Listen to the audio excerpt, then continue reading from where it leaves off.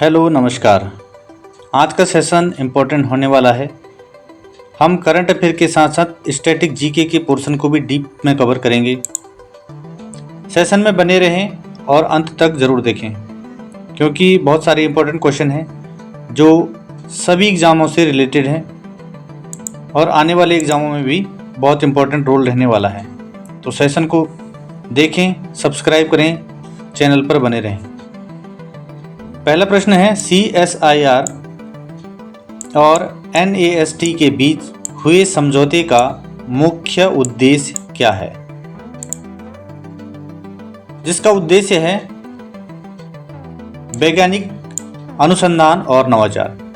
ये समझौता किस देशों के बीच हुआ है, इसमें डिटेल में चलते हैं। यह समझौता भारत और नेपाल के वैज्ञानिकों के बीच अनुसंधान सहयोग को बढ़ाने के लिए किया गया है, जिससे जैविक विज्ञान, जल तकनीकी और वैकल्पिक ऊर्जा क्षेत्रों में नवाचार को बढ़ावा मिलेगा।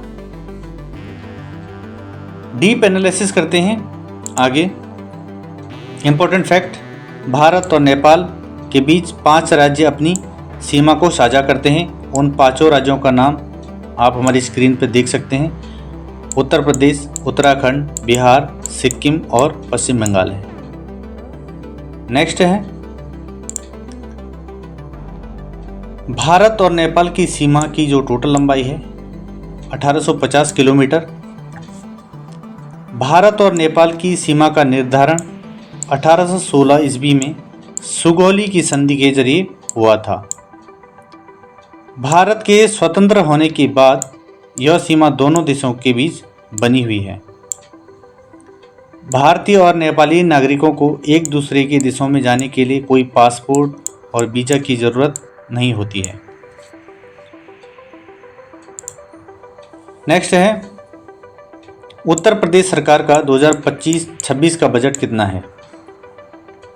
बजट है 8.09 लाख करोड़। यह यूपी का अब तक का सबसे बड़ा बजट है, जो क्या करेगा? R&D, IT, शिक्षा, कृषि और स्वास्थ्य क्षेत्रों पर विशेष ध्यान केंद्रित करता है। साथ ही आर्टिफिशियल इंटेलिजेंस सिटी और साइबर सुरक्षा अनुसंधान हेतु तकनीकी पार्क बनाने की योजना है। इंपॉर्टेंट फैक्ट देखते हैं। उत्तर प्रदेश के प्रसिद्ध लोक नृत्य पिछली वीडियो में भी हमने कवर किया था, इस वीडियो में भी कवर करेंगे। जैसे है रासलीला, मयूर, ख्याल, नौटंकी, कजरी, चापेली, धोबिया और कटघोड़ा शामिल है। उत्तर प्रदेश में 3 बाघ अभ्यारण्य हैं। पहला है Lakhimpur tiger reserve, Pilibhit tiger reserve, Bijnor tiger reserve. आगे देखते हैं, दुधवा राष्ट्रीय उद्यान जो कि जिला लखीमपुर खीरी में है। यह मोहना और सुहाली नदियों के बीच फैला हुआ है। कहाँ फैला हुआ? मोहना और सुहाली नदियों के बीच फैला हुआ दुधवा राष्ट्रीय उद्यान। इस पार्क में बाघ, तेंदुए, बिल्ली, स्थल बियर, राइनोस, हिस्पीड खरगोश, हाथी, काले हिरन और दलदली हिरन जैसे जानवर पाए जाते हैं। इस पार्क में साल के कुछ बेहतरीन जंगल भी हैं। आगे बढ़ते हैं। भारत का पहला बाईफेशियल सोलर प्लांट कहाँ स्थापित किया गया है? राइट आंसर है दिल्ली मेट्रो। दिल्ली के ओखला विहार मेट्रो स्टेशन पर यह सोलर प्लांट स्थापित किया गया है, जो दोनों दिशाओं से सूर्य की किरणें अवशोषित कर अधिक ऊर्जा उत्पन्न करता है। इंपॉर्टेंट फैक्ट देखते हैं। मेट्रो के बारे में जिक्र करते हैं। मेट्रो भारत में 24 अक्टूबर 1984 को कोलकाता में चली थी। कहाँ पे चली थी? सबसे प्रथम कोलकाता में चली थी। यह ट्रेन दुमदुम से टॉलीगंज के बीच 3.4 किलोमीटर लंबे सेक्शन में चली थी। कोलकाता मेट्रो भारत की पहली और एशिया की 5वीं मेट्रो सेवा थी? मेट्रो रेल के बारे में कुछ अन्य बातें हैं। मेट्रो रेल को लोकप्रिय तौर पर इसे क्या कहा जाता है? रैपिड ट्रांजिट सिस्टम भी कहा जाता है। दिल्ली मेट्रो सबसे बड़ी मेट्रो रेल प्रणाली है। नेक्स्ट है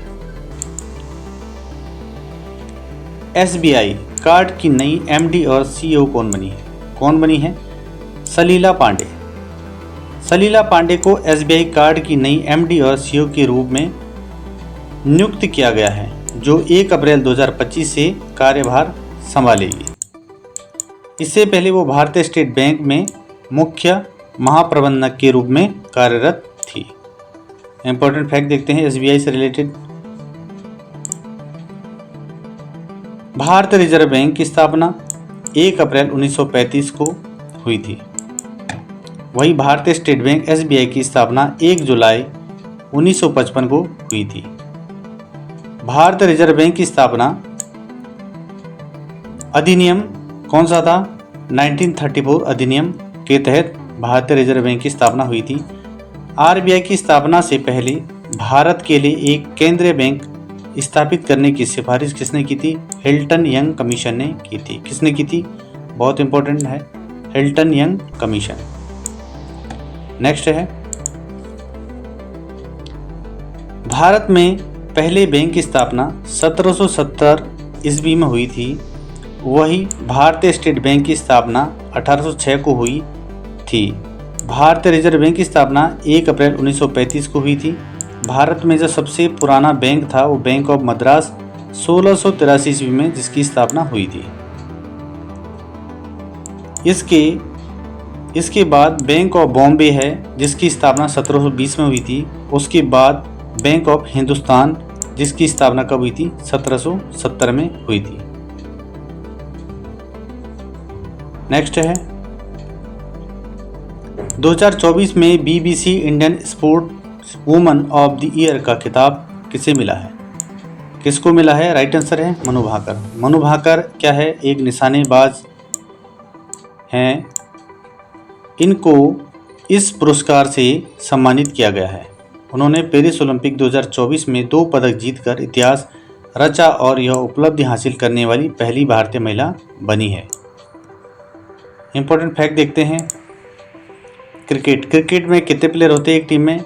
11 प्लेयर होते हैं। वॉलीबॉल में कितने होते हैं? 6 प्लेयर होते हैं। फील्ड हॉकी में 11 प्लेयर होते हैं। खो खो में 9 प्लेयर होते हैं, जो कि बहुत इंपॉर्टेंट क्वेश्चन है।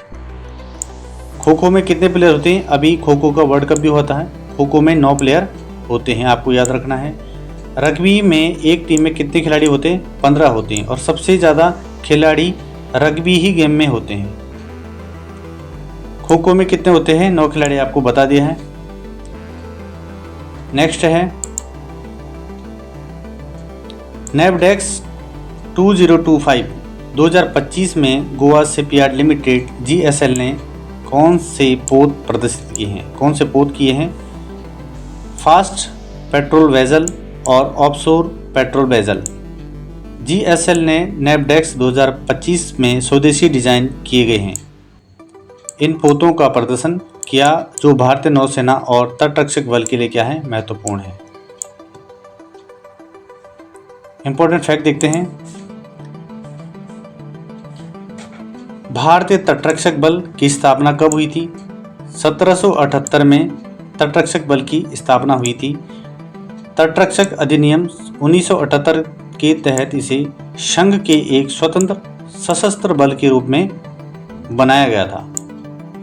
और भी विभिन्न ऑर्गेनाइजेशन है जिनकी स्थापना में यहाँ पर मेंशन किया है, जैसे ITBP 1962, SSB 1963, CRPF 1939 है, यहाँ पे थोड़ा मिस्टेक है, 1939, BSF 1965 है। नेक्स्ट है उत्तराखंड सरकार द्वारा पारित नए भूमि कानून का मुख्य उद्देश्य है क्या? क्या उद्देश्य है? प्राकृतिक संसाधनों और सांस्कृतिक पहचान की रक्षा। इस कानून के तहत बाहरी राज्यों के लोग उत्तराखंड के 11 जिलों में कृषि भूमि नहीं खरीद सकते हैं, जिससे राज्य की पारिस्थितिकी और भू संतुलन सुरक्षित रहेगा। उत्तराखंड में टोटल डिस्ट्रिक्ट हैं 13 और ये जो कानून लागू होगा वो सिर्फ 11 डिस्ट्रिक्टों पर लागू होगा।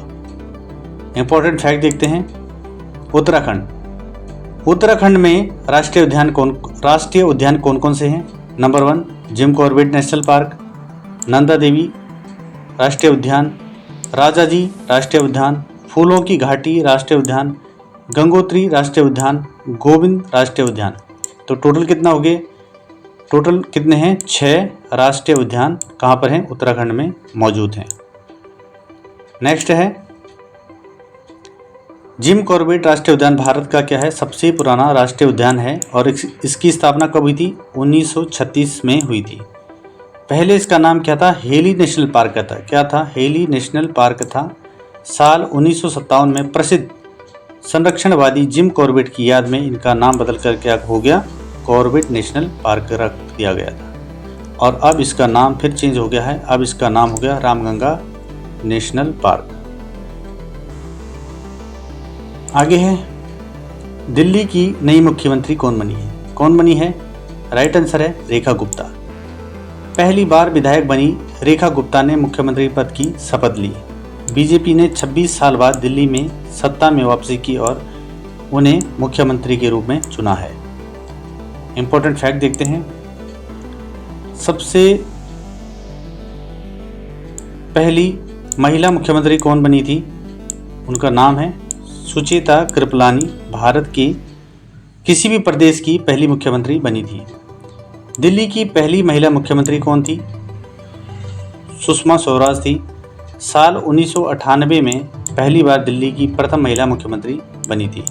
दिल्ली में विधानसभा की कितनी सीटें हैं? 70 सीटें हैं। नेक्स्ट है IALA में भारत को कौन सा पद प्राप्त हुआ है? कौन सा हुआ है? उपाध्यक्ष। भारत को सिंगापुर में आयोजित पहली महासभा में IALA के उपाध्यक्ष पद के रूप में चुना गया, जिससे वैश्विक समुद्री सुरक्षा में भारत की भागीदारी मजबूत होगी। नेक्स्ट है सोल लीडरशिप कॉन्क्लेव 2025 का उद्घाटन किसने किया है? किसने किया है? नरेंद्र मोदी ने किया है। प्रधानमंत्री नरेंद्र मोदी ने दिल्ली में पहले सोल लीडरशिप कॉन्क्लेव का उद्घाटन किया है, जो नेतृत्व, विकास और सार्वजनिक नीति पर केंद्रित था। हमने अपने प्रश्नों की यहाँ पर कर दी सीरीज खत्म। अब हम आपके लिए और भी बेहतर सीरीज कल लेकर आएंगे। अगर हमारी वीडियो से आपको कुछ मिलता है तो हमारे लिए आप सिर्फ लाइक, सब्सक्राइब और शेयर ज़रूर करें। Thanks for watching.